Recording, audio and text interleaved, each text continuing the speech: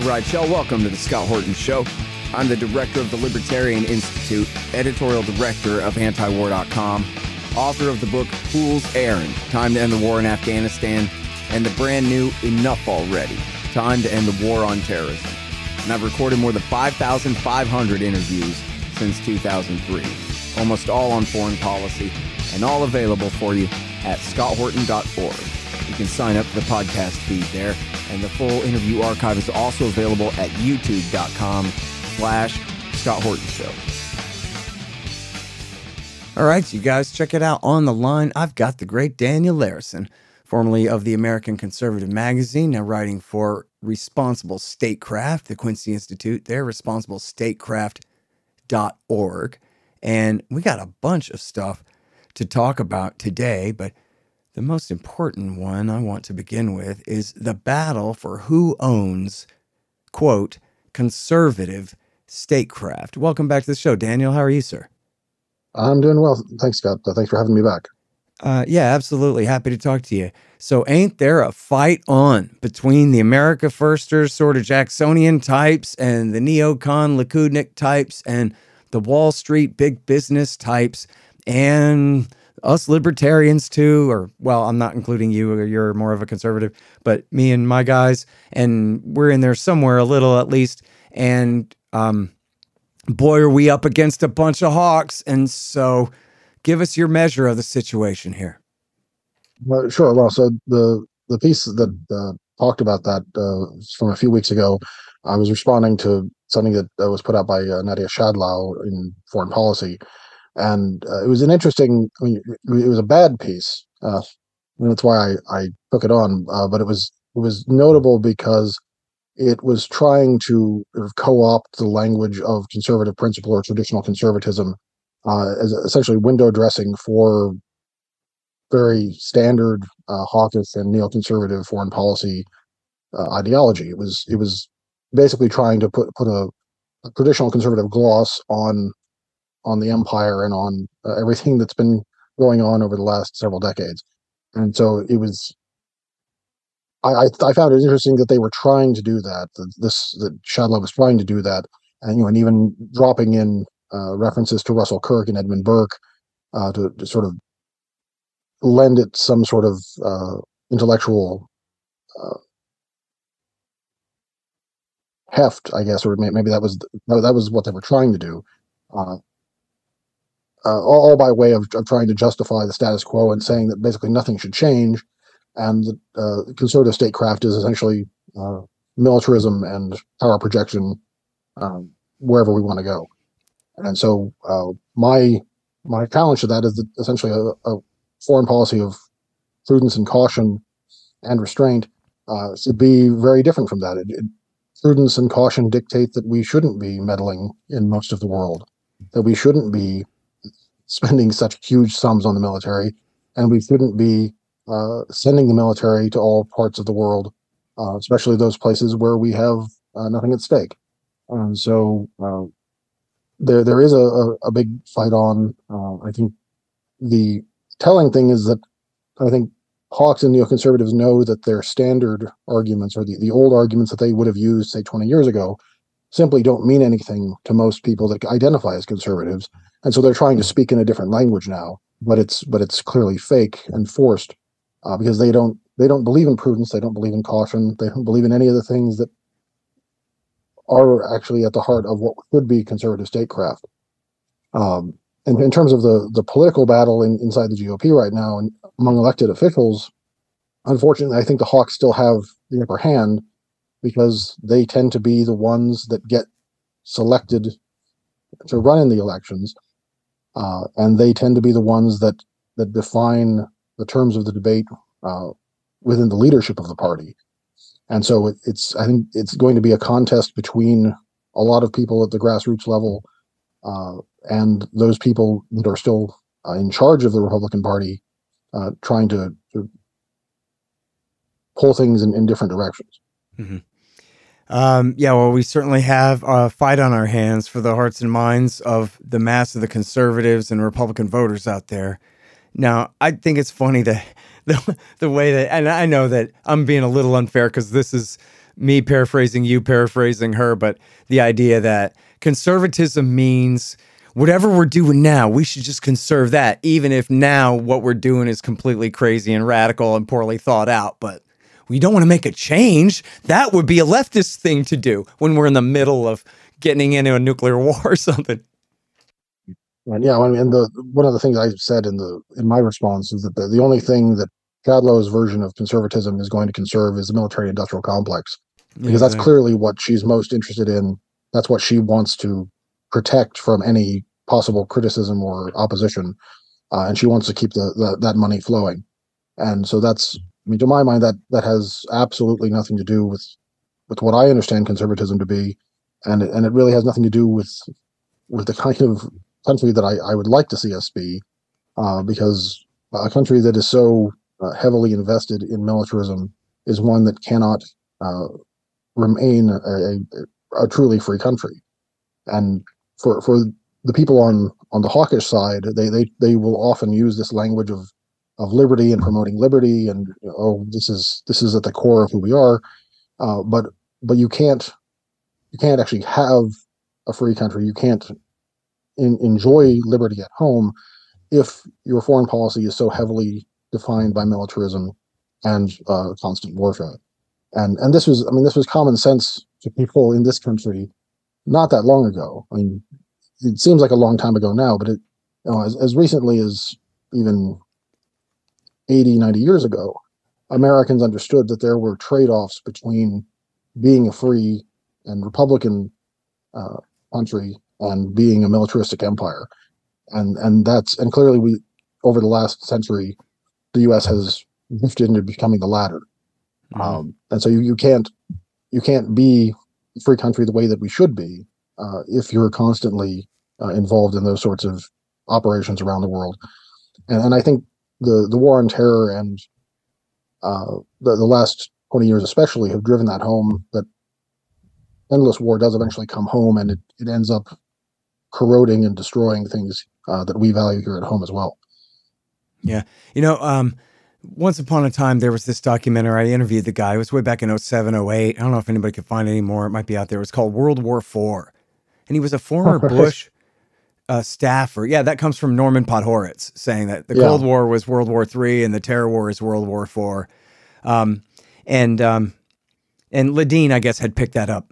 But this guy had been on the W. Bush campaign in 2000 and was a real believer. And then by the time he made this documentary, he's very jaded and upset. So he goes in search of what the hell is going on here and how we got into Iraq. And he goes and he interviews the neocons. And he asks, and I have this audio somewhere, he asked Michael Ledeen, well, what's so conservative about world revolution anyway? And Ledeen, or I forgot exactly how I phrased the question, because that's how Ledeen answers it. Ledeen says, what's so conservative about world revolution? I don't know. In other words, he might be on the right, but he's a radical right winger, not a conservative at all. He wants to, destroy the terror masters, starting in Tehran and then everywhere else you can find one, right? From Nicaragua to Russia to China to wherever. And I should have gone with the capitals there, but what was it? Managua, I guess. Anyway, but see, here's the thing, and I really learned this well from when I first started hanging around with the guys from AntiWar.com. I guess I picked this up a little bit from the New American Magazine in the 90s too, was that it really was the right, pretty much, that opposed the world wars, at least, until Pearl Harbor or the Zimmerman telegram or whatever, and that were, at first the more skeptical ones on the establishment of NATO and the enshrining of a permanent Cold War. But then essentially, because the enemy was the commies, that meant that the left were more soft on them. I guess the liberals were hawks in the Truman fashion to prove what commies they weren't. So they were pretty, Cold War-like Truman and Kennedy and so forth.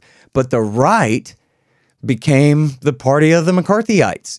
They became the absolute, and I don't know how bad his foreign policy was, but overall, the anti-communist sentiment on the right helped support even Truman's war in Korea, and then essentially Johnson's war in Vietnam. And it became left-wing hippies in the street with long hair and day-glow and tie-dye saying that we shouldn't be doing this, right? Born on the 4th of July, he comes home from the war and moves left in order to oppose the war in Vietnam, right? And then so that meant then that it's a very liberal left-wing and therefore wimpy and effeminate thing to be against war. And all right-wingers, all tough guys, anybody with any sense of macho or facial hair or whatever has to be a war hawk. And because otherwise you're one of them. And so then, we're stuck with the paradox where, as you're explaining, that all this war we've been waging is changing our society and changing especially our form of government in the worst way, and in drastic forms at the expense of our freedom. But it just sounds, I don't know, too much like something a liberal would say to too many right-wingers say, and I guess especially of the boomer generation and so forth. Right? Is that like, am I going somewhere with this? Well, that's all. That's how it was when as I was growing up. That was the sort of the stereotype, or that was how the debate proceeded. I grew up in a basically Republican household. I was surrounded by lots of conservative media, and so for probably the first half of my life, I imbibed a lot of this basically reflexive hawkishness, pro-military, interventionist sentiment. And anybody that was questioning any of that was considered, either unpatriotic or kind of unreliable. And so I was well well versed in all that, or I was very familiar with all of that growing up. And then I was really during the '90s, as you see under the Clinton administration, sort of the hyper interventionism that the U.S. engaged in even then, and then it went into overdrive after 9/11. That the U.S. foreign policy was not really tethered to the security of the United States.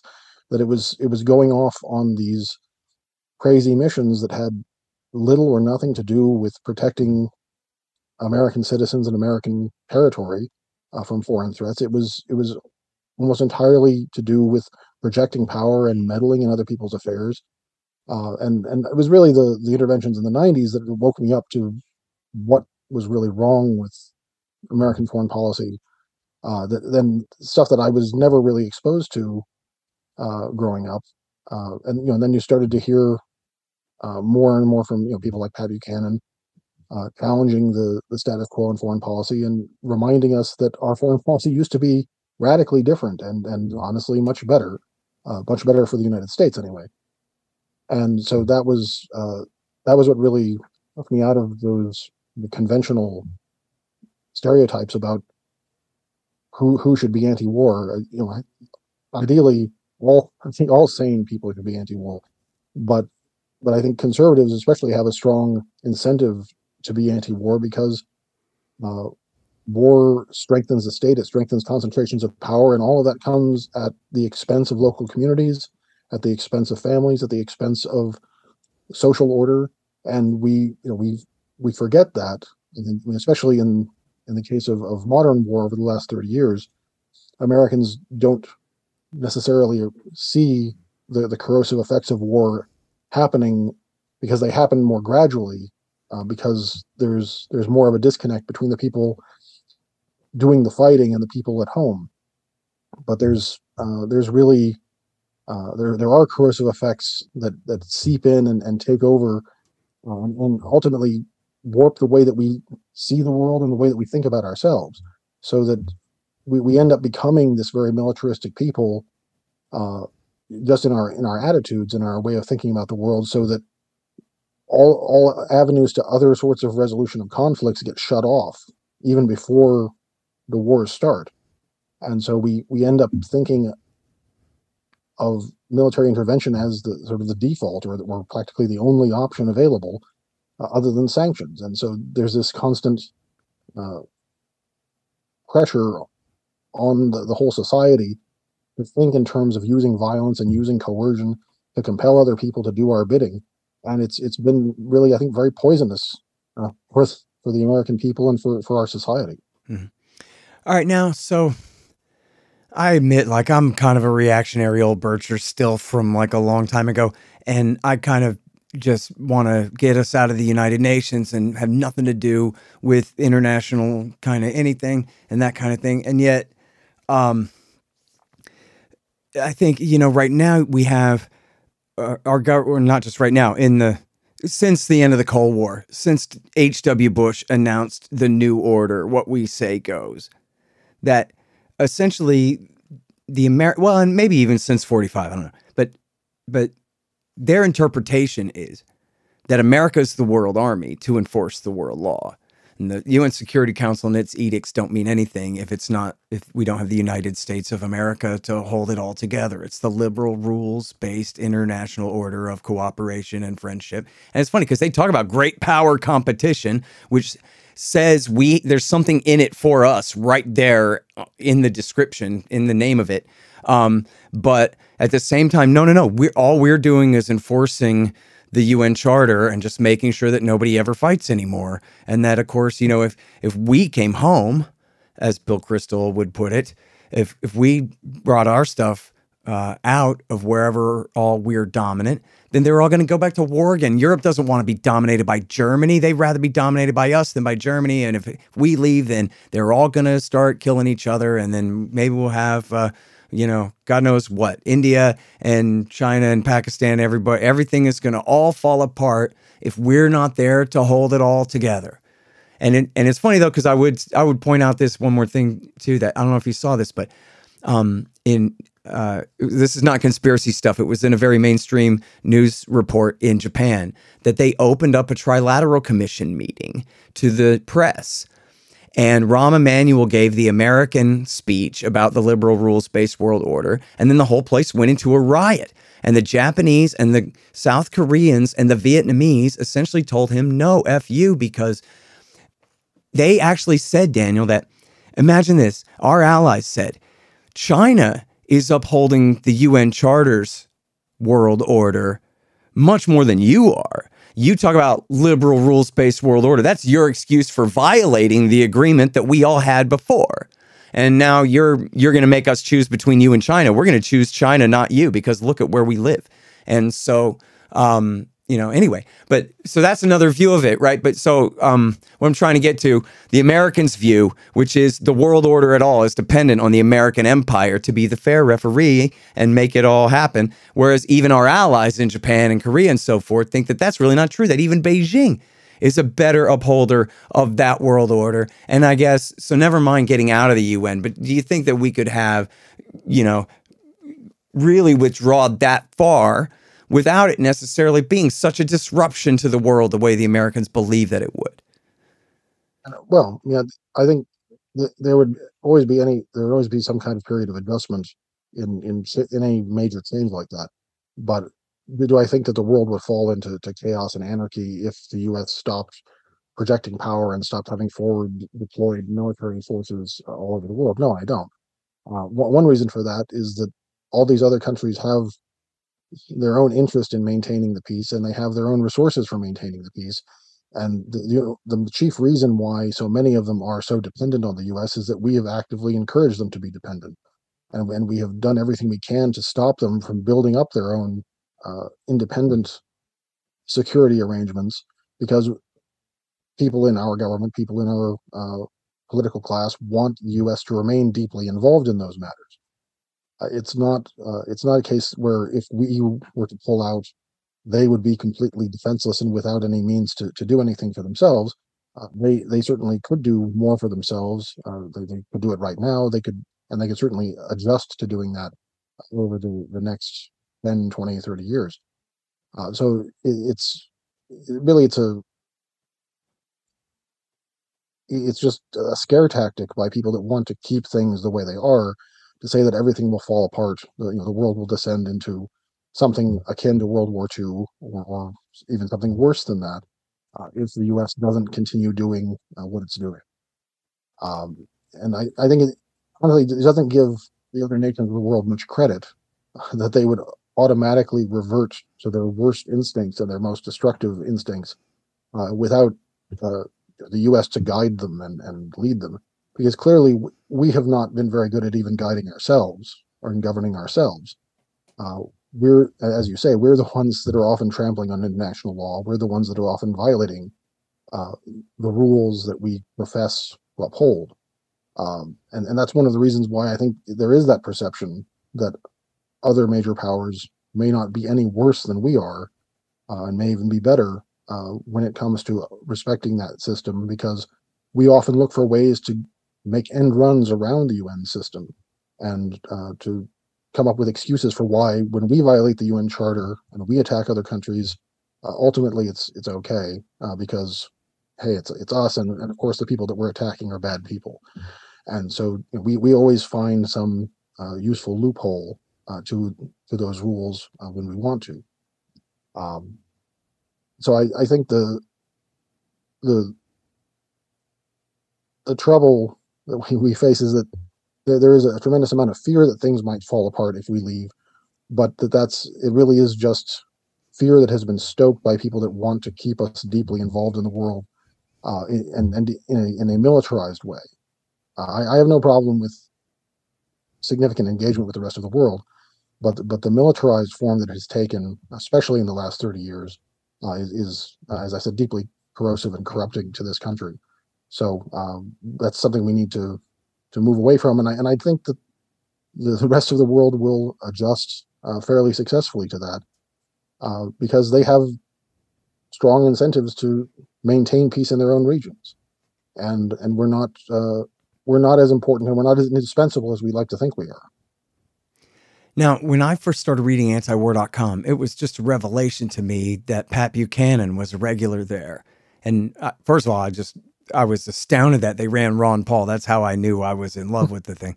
But then I was like, Pat Buchanan? Because I paid attention to politics and say the election in 92, but I was still just a kid.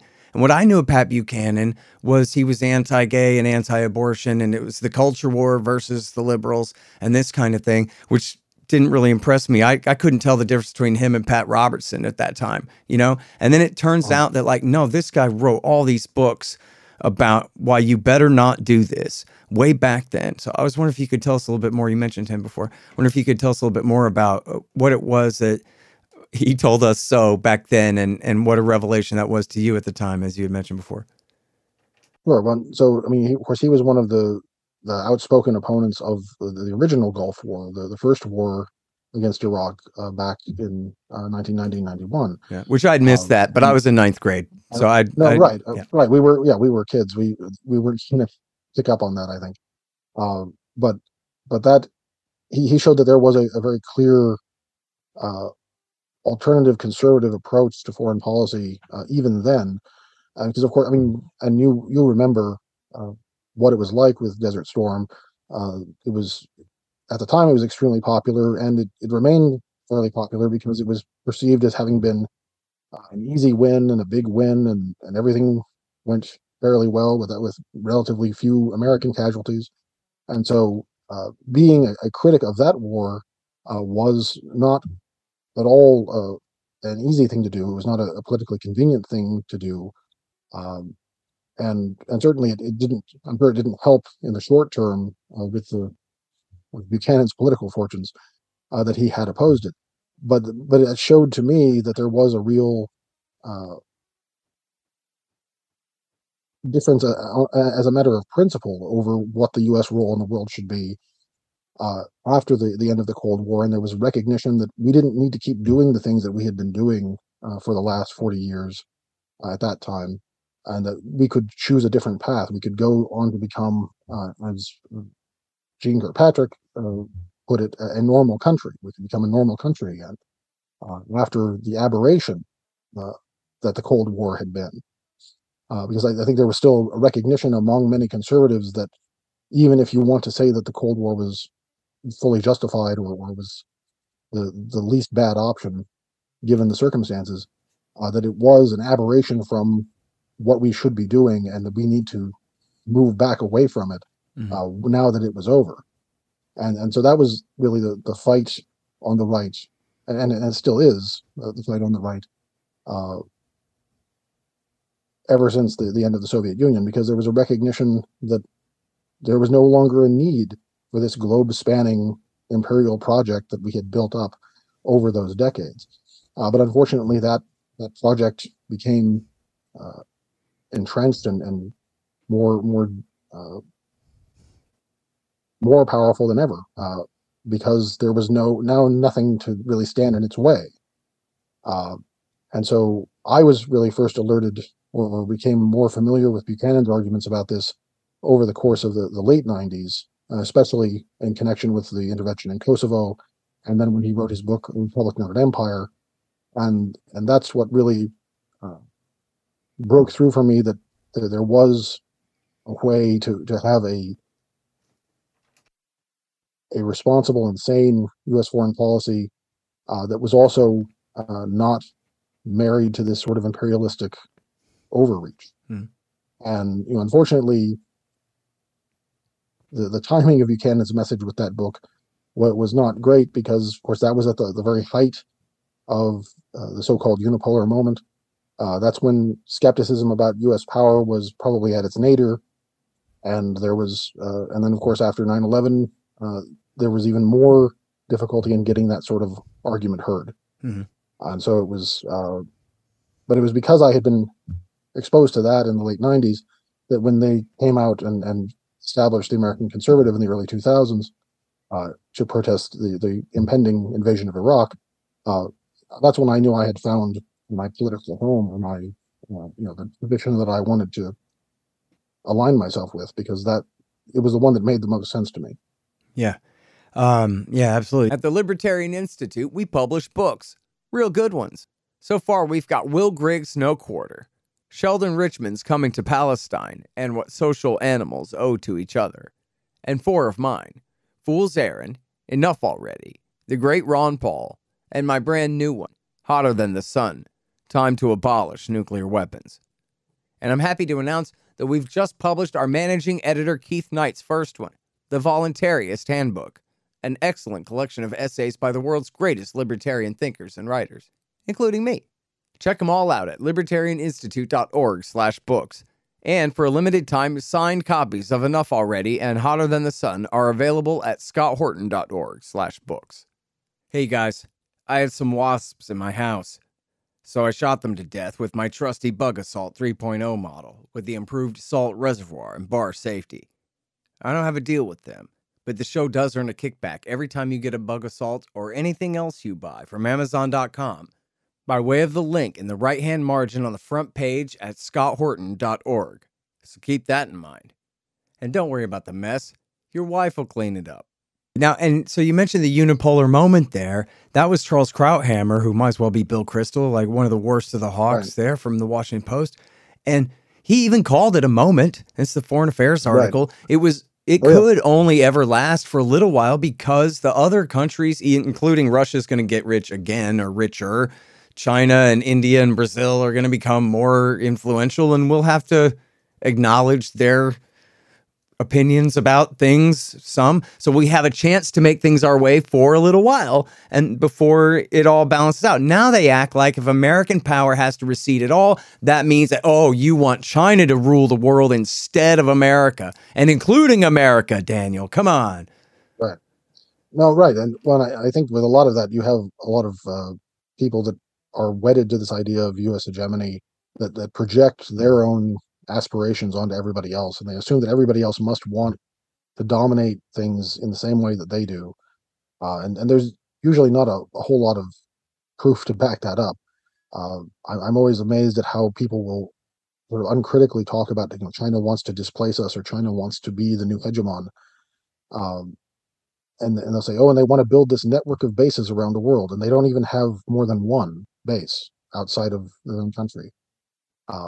And arguably they might have a second one, depending on how things work out. It's just laughable that the aspirations of these other countries are in any way comparable to what we've been doing. And as you said, Krauthammer acknowledged that it was just a moment; it was going to be fleeting. And of course, he and the other hegemonists were instrumental in making sure that that moment was much shorter than it would have otherwise been, because they ended up wasting huge amounts of resources and burning through political capital like nobody's business, with the invasion of Iraq and their crusading foreign policy in the 2000s.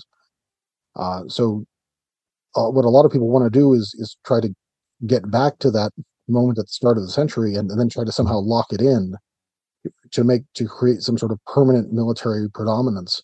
But it's physically impossible, and it's going to be, I think, financially impossible longer term for the U.S. to keep that kind of an edge over everybody else. And we need to learn how to live, or coexist with other powers without this enormous military advantage that we've become so accustomed to, because we're not going to be able to maintain that edge to the extent that we've had it, and we have to learn how to do foreign policy in ways that go beyond making threats and imposing sanctions. All right. So, well, I guess on that question, what should the American position on China be, especially in the sense that, they do have, and I would blame the Americans first, our government first, I don't care for provoking this, but they do have a more expansive foreign policy compared to what it was, building up these island shoals and these disputed rocks out there between them and the Philippines and them and Japan and all this kind of stuff. And so, I don't know, without the hyperbole of next thing they'll be in Tokyo or California. But, on the other hand, Donald Trump's first Secretary of State, Rex Tillerson, who had been the CEO of Exxon, he said that he told Bob Woodward that the problem is China is threatening our domination of the Pacific. Right.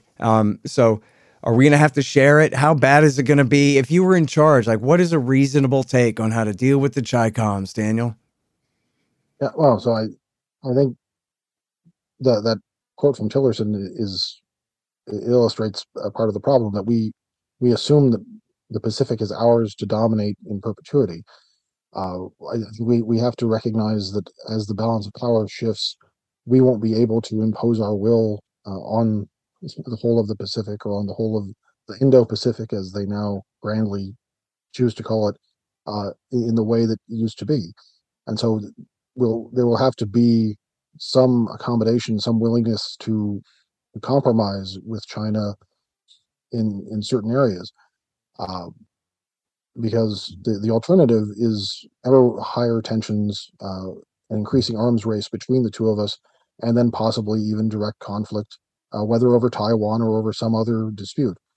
And of course, and there are all of these territorial disputes between China and its neighbors that are problems, but they're manageable problems. These are not, and then of course we have no particular stake in most of them. I think with the Senkakus, we've formally said that we would defend them if the Chinese ever tried to seize them outright, which I think is crazy, because they're just some rocks in the ocean.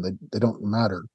And so that it's certainly not worth going to war over. But we have actually made that commitment to the Japanese under the treaty, and so that's one potential flashpoint that's worrisome. But I think if there were an understanding that there could be some sort of condominium, some sort of coexistence between two powers in the Pacific, that it doesn't have to just be our domination or their domination, because neither one is really sustainable. We would need to find a way to create a modus vivendi with them. And I think one of the first steps to doing that is to drop this conceit that we're going to go to war over Taiwan, because it doesn't make sense for us to go to war over Taiwan. If we did go to war over Taiwan, we might very well lose. Even if we didn't lose, we would suffer major losses, probably higher losses than anything we've suffered since World War II, but at least certainly since Vietnam. And it would be a Pyrrhic victory at best. So it doesn't make sense to me that we would risk so much, including the possible major war with a nuclear armed state, over something like that. And so that is one area where I would direct the U.S. in a different course, away from the confrontation that we're seeing now over Taiwan. And so back to the ideological part of this, right, is that regardless of the color of the Chinese flag there and that whole dynamic, a conservative policy might sound conservative, like you. So, well, we're going to have to figure something out and be reasonable adults about this. And then on the other side, I mean, really, where does the pivot to Asia come from? That was Hillary Clinton announced this policy in foreign policy when she was the incoming Secretary of State back in 2011. And sorry, it was in 2000. Well, maybe she was already Secretary of State. I think it was in 2011. Anyway, and this is, Trump continued it in his own way and added the trade war and all of that. But, you could call this like the Trumanite liberal policy. And you have this other article here about George Packer, who is famous to me for being one of the most important liberals who helped to build the media consensus for their side in the build up to Iraq War II 20 years ago. Pollock and O'Hanlon were kind of the dynamic duo from the Brookings Institute and wherever. And this guy was sort of the third major guy saying, come on, all good liberals got to get with George W. Bush's invasion. It's going to be good for the people of Iraq. And Saddam Hussein is such a bad guy, et cetera, and all these things. And now here he is saying, essentially, okay, that whole Middle East thing didn't work out. But what we're going to do, we're just going to forget about that and all the guys who fought in it too and died in it and everything else. We're just going to memory hole all of that stuff because right now we got Russia, they're the bad guys, and that means we're on the side of the little guy, the good guy, the Ukrainians defending themselves. And so now's no time to turn our back on liberal world rules-based order hegemony type thing. And so one, I want to let you, talk a lot about Packer and what you wrote about this here. But two, like, it seems like there's a way that we can, if I'm not too clumsily doing it right now, that we can show that, yeah, this is the consensus that we're against, is what these idiots from the New Yorker think, Yeah, and so I wrote the piece against Schadlow to sort of guard against the neoconservative attack against anti-intervention and pro-restraint people. And then the Packer piece that came out a little bit after that was an attack coming from the left. It was published in the Atlantic. And yeah, it was striking in a couple ways that he of all people thought that it was appropriate to denounce anyone for foreign policy errors when his own tradition of liberal interventionism was deeply discredited, not just by the Iraq War, but by the Libyan War as well. And in fact, I even found I went looking, and I remember that he had supported the Libyan intervention, and I went back and found that he had even written about it, and was cheering it on when it began, and to my mind, that was typical of these kinds of liberal hawks at the time. They never saw a military intervention they didn't like. They never doubted the efficacy of American power. They never doubted the goodness of American power, and so they just automatically, instinctively, always side with the U.S. interfering somewhere and using force somewhere, ostensibly for high-minded goals or whatever. But ultimately, they just worship this use of power and always end up siding with it. And so, of course, they hate restraint. Of course, they hate people that say that there are limits to that power and that there are reasons to hold back. There are reasons not to get involved. And so the attack piece itself was kind of laughable because he didn't really engage with anything that actual restrainers said, whether about Ukraine or anything else. And so he was just sort of writing them off. But then I thought it was interesting because when he got to Iran in his discussion, he basically acknowledged the restraint position was correct. And we're not going to pursue regime change. We're not going to invade, and that sanctions are actually hurting the people, which everyone I think now recognizes as true. But somehow, in spite of recognizing that the restrainers have been right about that, he just writes them off and mocks them as hopeless. And so it was a revealing piece in that it showed sort of the shamelessness and the total lack of accountability that exists in our foreign policy debates, where someone like that, who more than almost anybody in the foreign policy debates should be discredited and never heard from again, chooses to act as some sort of commissar and say that this whole foreign policy tradition is now uh, not welcome as part of the debate. That they should just be cast out into the margins. Mm-hmm. It's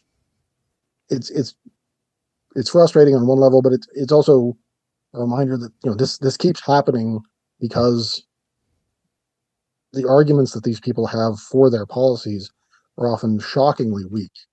And so the only things that they can really do are denounce and smear and marginalize, because they usually can't win on the merits. And so they're reduced to this. Yeah. You know what? I know that that's true. I debated Bill Kristol, and all he did, as I knew he was going to do, was just get up there and, mumble a bunch of slogans and bromides. Look, Right.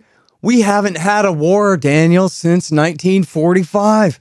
We've kept the peace this whole time. How can you complain? Well, That's his argument. That's good news. Right. Yeah. Okay. Good one. And even though, he is the man most responsible, other than, Richard Pearl, Paul Wolfowitz, Donald Rumsfeld, Dick Cheney, and George W. Bush himself. But he's really tied with all of them for man most responsible for getting us into Iraq War II 20 years ago. And just like Packer here, and just like, the editor of The Atlantic that ran Packer's article is Jeffrey Goldberg, the guy that said that Saddam was training Al-Qaeda in the New Yorker magazine, is the editor of the damn article, one of the most important magazines in America. Still, all of them, no accountability whatsoever. Yeah. And so this keeps happening. And I read a thing about, I know what it was. Did you see Taibbi and Britt from The Spectator debated Gladwell and Michelle Goldberg from the New York Times in Toronto on whether you should trust the mainstream media or not? It's a great read. No, yeah, you don't have to sit through the whole I video. Seen it, but they have the transcript at his Substack, and it's really great. And now I hope I can remember what my point was going to be. We'll see. Flip a coin, Daniel, over there, and see if I can remember it. Hell, you should watch it. It's really fun. I'll tell you the funniest part of it is Taibbi says something about, back in the days of Walter Cronkite, people said that they trusted the media. Now they just don't for all these reasons and stuff. And Gladwell just grabs onto that and spends the rest of the time calling Matt Taibbi a white supremacist who wishes that we lived in the 1950s. He 4 or 5 times goes, oh yeah, Taibbi just wants to go back to the 50s. What are you even talking about, man? And people said Cronkite was the most trusted man in America in 1972 or something. I don't even know. And he wasn't saying, I want to go back to that. He was just saying, look at how much trust the mainstream media has lost since then. That's all he ever said. And Gladwell spends the whole time saying that this proves that Taibbi is the leader of the Aryan nations. Something. So that was funny. That was not my point, but it was funny. Well, I mean, in terms of talking about trust in media, one of the things that's been interesting to see or to reflect on in the last few years is that there is a tremendous deference towards the government from the media, especially when it comes to national security issues. And I mean, of course, that was true back in the run up to the Iraq War as well. There's this tremendous deference to the government and taking government claims at face value, no matter how outlandish they may seem. And I think that's one of the reasons, in fact, why there is so much distrust of major media outlets, because they do tend to defer to power. They don't challenge those in power. They don't question official claims as much as they're supposed to be doing. And so they end up becoming mouthpieces for the government, and government mouthpieces are rightly viewed with suspicion and skepticism And that's one of the problems that we keep running into, because whether it's for reasons of access or ideological reasons, or whatever it may be, there's a strong bias in favor of deferring to those official claims, when what we need from our media outlets is for them to challenge them and to question them, and not assume that the government is telling us the truth. I think you may have seen that story about the missile strike that happened in Poland, and the initial AP alert went out saying, Russian missiles hit Poland, and their only source for that was one anonymous intelligence official. And in their internal deliberations, one of the editors said, "Oh, they wouldn't get that wrong.